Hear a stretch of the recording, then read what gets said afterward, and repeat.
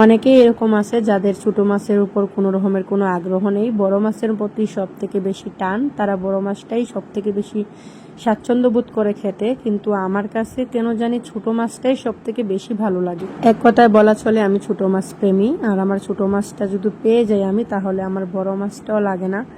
তো আমার হাজব্যান্ড যেহেতু জানে আমি ছোটো মাছ পছন্দ করি, আর ইদারিং আমার ছোটো মাছও খেতে ইচ্ছে করতেছিল, তো যেই ছোটো মাছগুলো খেতে সব থেকে বেশি স্বাদ, যেগুলো খেতে সব থেকে বেশি ভালো লাগে, তার মধ্যে এটা একটা গতুম মাছ। দেখেন কি সুন্দর।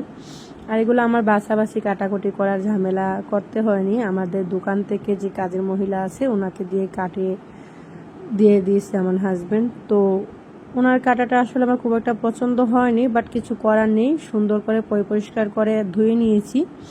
এখন যেহেতু আমি অসুস্থ, নিজে এতগুলা মাছ একা একা কাটা সম্ভব না, তো ওনার উপরেই ডিপেন্ডেন্ট হতে হলো।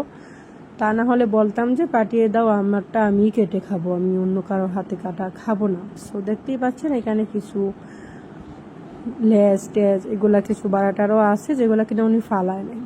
যাকে আমি এখানে সব রকমের মশলা টশলা দিয়ে সুন্দর করে হাতে মেখে, সরিষার তেল দিয়ে হাতে মেখে রান্না করব আমার মতো করে। কেননা কিছুদিন আগেও আপনাদের বাইরে ছোটো মাছ নিয়ে আসছিল, এই গুতুম মাছই নিয়ে আসছিল, আরও অল্প ছিল তখন।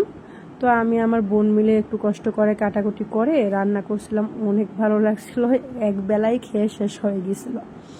তাই জন্য আবারও এই গুতুম মাছটাই পাঠাইছে। আসলে আলহামদুলিল্লাহ, আল্লাহর কাছে লাখো কোটি শুক্রিয়া যে আমার হাজব্যান্ড আমার সব পছন্দ অপছন্দর দিকে খেয়াল রাখে। আমি কোনটা পছন্দ করি কোনটা অপছন্দ করি সব দিক দিয়ে ওর নজর।